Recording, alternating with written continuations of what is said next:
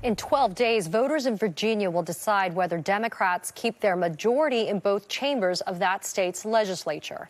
Last year's elections were a major victory for the party and a rebuke of Republican Governor Glenn Youngkin, who campaigned hard for a Republican legislature.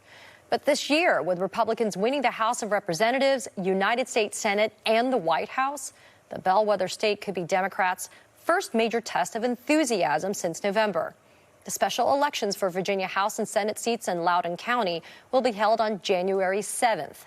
The Hill reports, quote, both seats are considered safe for Democrats, but the party points out that if it was to lose both races, it would tie the House of Delegates and essentially deprive Democrats of control of the Senate, with Republican Lieutenant Governor Winsome Sears playing the tiebreaker, negatively impacting their performance in the next legislative session. It would be a shocker if these races were even close. These are seats that the Democrats should win by 20 points or more, said Bob Holsworth, a veteran Virginia political analyst. But Vice President Harris's performance in Loudoun County in the presidential election was reflective of the ground she lost in other blue areas of the country against President-elect Trump. President Biden won the county by 26 points in 2020, while Harris won by 16 points.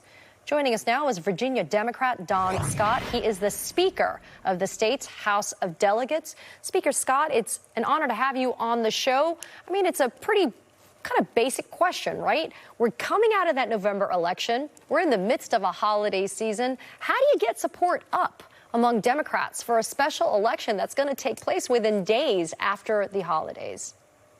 Well, first of all, thank you for having me, and I want to wish everyone season's greetings. We had celebrated Christmas in my family yesterday. I want to wish happy Kwanzaa for those who are celebrating, and recently I had a trip to Israel, and I'm praying for the safe return of all of the hostages, and I want to wish all of my friends there a happy Hanukkah. But to answer your question, this is the first election since November, and I think it's very important that we realize that what happens in this election is so important in making sure that Virginia stays on the right path. In spite of the fact that Donald Trump won the election, he still lost Virginia. And I think everyone knows how important it is that we continue to protect reproductive health care in Virginia, that we continue to press forward with our public safety initiatives and making sure that we remain the #1 state for business. CNBC rated us the #1 state for business because we worked well across the aisle, and I think people just want to see us get things done. So I'm excited about this election. We should win these elections, but I won't take anything for granted because we know in a special election with low turnout, anything can happen. Yeah, so I'm glad that you brought it up because I like to say that democracy is local. A lot of us actually experience democracy on a local level when we interact with our local governments. And sometimes the state races kind of get lost in all of the noise when we're looking at a presidential election, for example, like we had in November.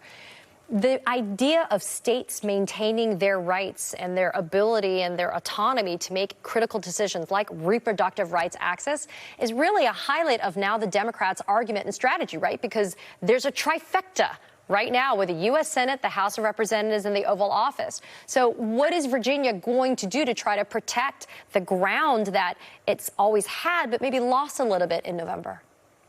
Well, we've already seen, I think Virginians are paying very close attention because we have over 140,000 federal civil servants who live in Virginia who rely on the government.